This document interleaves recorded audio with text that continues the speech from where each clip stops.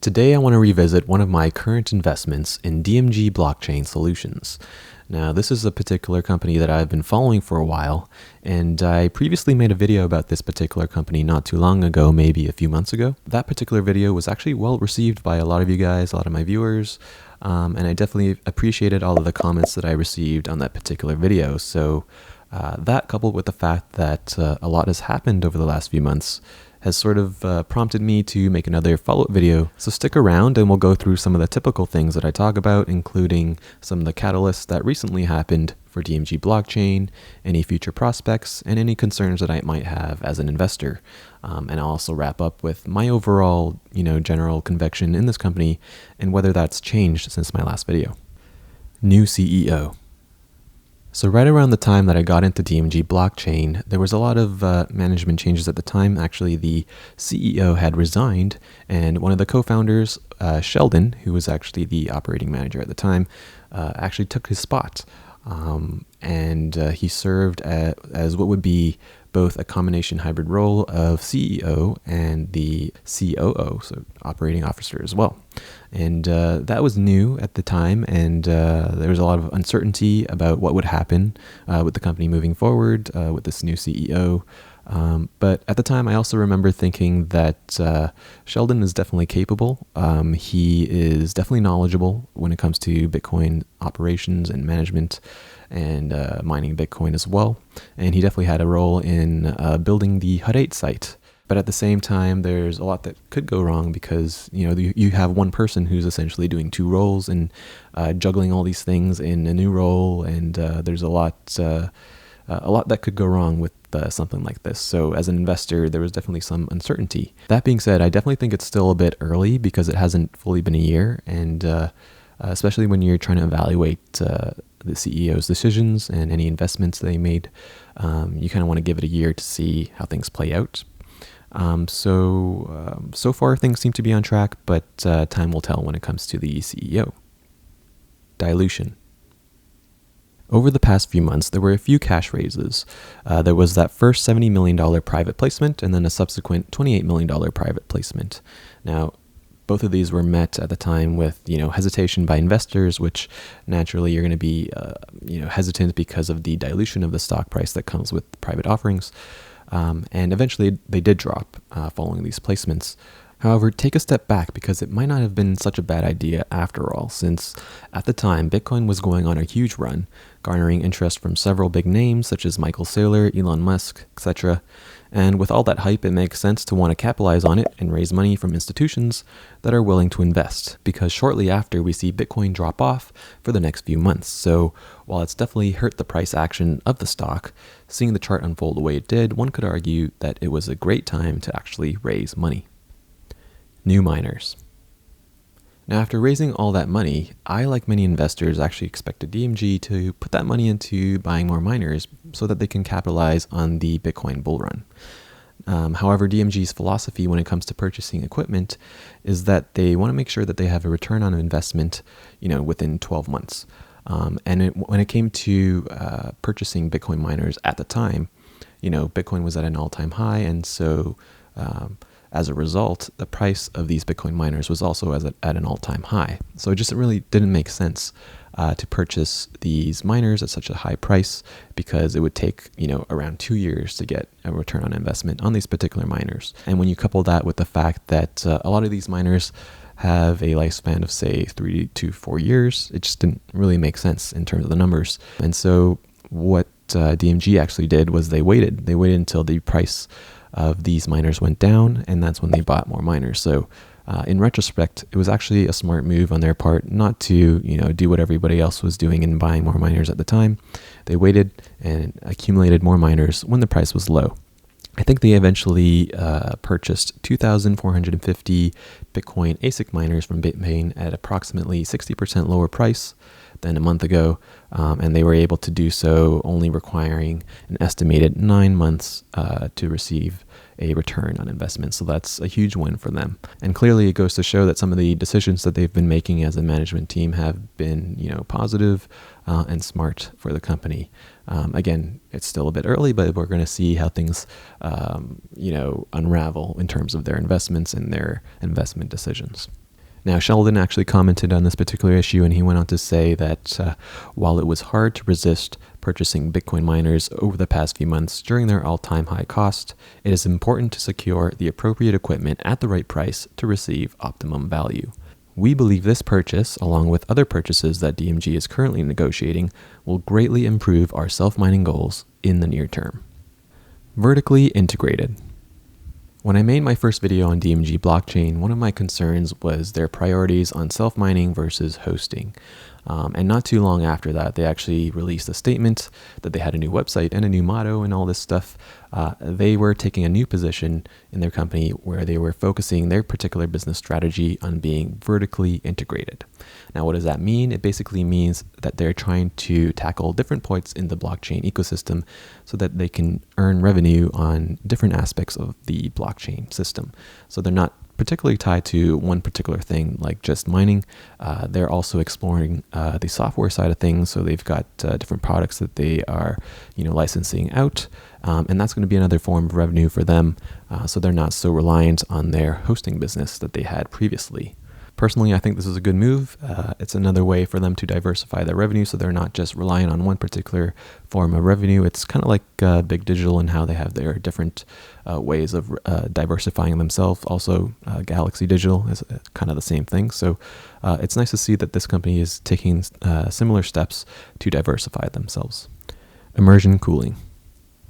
So immersion cooling basically uses liquid instead of air to cool Bitcoin miners. It's a new kind of a way of retrofitting Bitcoin mining equipment, and this is something that they're in the process of retrofitting to their current space. Now, they said that they were in the process of retrofitting the first 30 megawatts of infrastructure to immersion cooling, and that would be in the first half of 2021, and they also said that another 30 megawatts would follow in the second half of the year. They also got this audited by a third party who determined that they could save up to 18% on electricity from this method. So there were a lot of positives from that report. And the only thing I'll say about this is that there have been some delays with the immersion cooling process that they're currently going through. Some growing pains, obviously, but hopefully they can get this figured out pretty soon. Investments.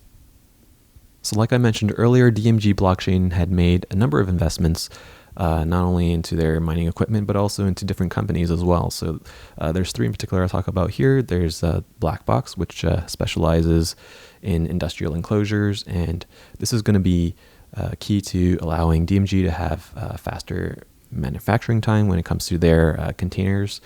It also gives them fixed pricing on certain things and certain projects and access to engineering, expertise, and design. And stuff like that. I think they also have some sort of deal with solar power deployment with this particular company as well. So it should be helpful for them going forward in terms of their operations. The other company is Brain Capital. They're a safekeeper of digital assets for institutional clients. And that's going to be helpful for their software side of things where they're hoping to utilize this company so that they get into the crypto custody market sooner than anticipated, and hopefully they can tie this into some of the software that they're offering. And lastly, there is Bosonic, which is basically an exchange that allows institutions to invest in a way that lowers their risk. Crypto Climate Accord.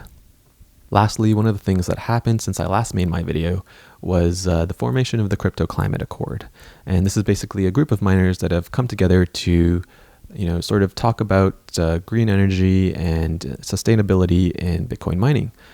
And one of the companies is DMG Blockchain, who has been seen in a lot of interviews with a lot of the key players in this space, being very proactive about all of this stuff. And it's nice to see that they're definitely in the front lines of sustainability and green energy. So it's definitely a positive. So those are basically the major events that happened since I last made this video, and a lot has happened with DMG Blockchain. But now I'm just going to go over some of my concerns that I might have for this company, or some of the things that I think they can still work on. And I just wrote a list down here, so I'll just go through them quickly. So one of my previous concerns that I had in my previous video was surrounding marketing, just because they didn't really have much presence at the time. And when I was researching the CEO Sheldon, I actually couldn't find very much videos on YouTube with him talking about DMG or anything like that. But in the months following, there's been a lot of change in the marketing department. There's been the addition of the YouTube channel and Twitter engagement, and they've got investor relations and stuff like that. There's definitely been a push to appeal to the investors and trying to get their company out there, and I can definitely see them working hard on that front. There's definitely still some ways to go in terms of being more transparent, but in their most recent interview, I think they had it with Canadian Bitcoiners on YouTube. You definitely check them out. I think it's a great interview. We definitely see some of that transparency. So hopefully if they can continue with that, this can turn into a positive for them. Another concern is the fact that the company is still obviously at an early stage of operations. There's a lot that's changing and adapting. And without the injection of further capital and the development of these revenue streams that they're trying to develop, the company may have negative operating cash flows until it can realize some of those revenues and stable, cash flows from operations. And obviously, it's a new company, so there's a lot of changing parts, but hopefully things will become more stable going forward. Another concern is being listed on the TSX. You can see that there's definitely less volume on the TSX, and you can see what happened with other companies like Hut 8, for example, when they moved to the Nasdaq and had that huge surge in price. So hopefully we can see something similar with DMG. Another concern is that revenue has gone down recently, and Sheldon mentioned that it's mainly due to the fact that they're making a move from hosting to more self-mining, and since they purchase more miners and stuff like that, it's going to affect their quarterly results for this recent quarter. That coupled with the fact of depreciating Bitcoin prices and stock-based compensation, those sort of played a role in the not so stellar revenue results, but hopefully the results next quarter are going to be a little bit better when they have all their miners deployed. And lastly, something that I was concerned about last time as well, and you can sort of see it this time still, is the fact that they have so many different projects going on that are sort of pulling them in different directions, and that sort of leads to like delays in certain projects and stuff like that. Hopefully they can execute on a lot of these things and it doesn't become an issue going forward.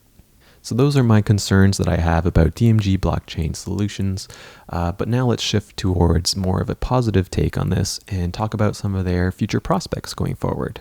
Now I just wrote down a little list here of different future prospects that I can see for this company going forward, and I'll try to quickly go through them. So the first thing I have here is that they have another coin pool in talks, so not just Bitcoin, it could be a different altcoin that they could be exploring.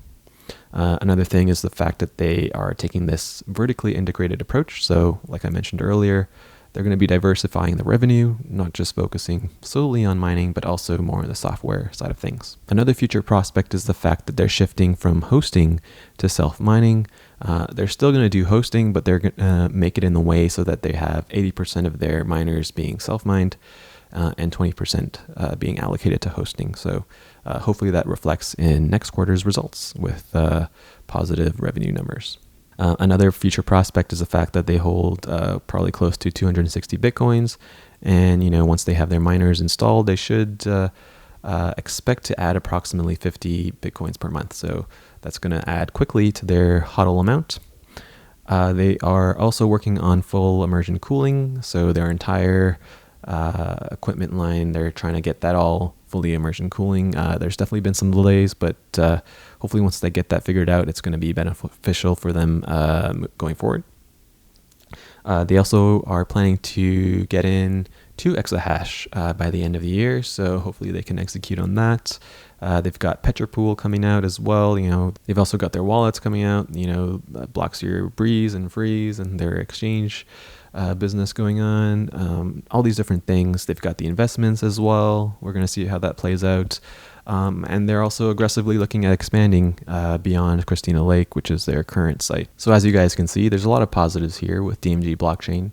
The key takeaway being the fact that they are taking this vertically integrated approach, and that should help to diversify their revenue. The only thing is that they just need to be executed, and only time will tell when it comes to that kind of stuff. So for me personally, I think I have a bit more conviction in this company based off of what they've done so far and, some of the decisions that they've made and their approach to being vertically integrated. I'll definitely be keeping an eye out on this particular stock going forward, and hopefully I can make more videos about it for you guys. Let me know what you guys thought about this video so far, and if you found it useful, feel free to give this video a like. Once again, thanks for watching and have a good day.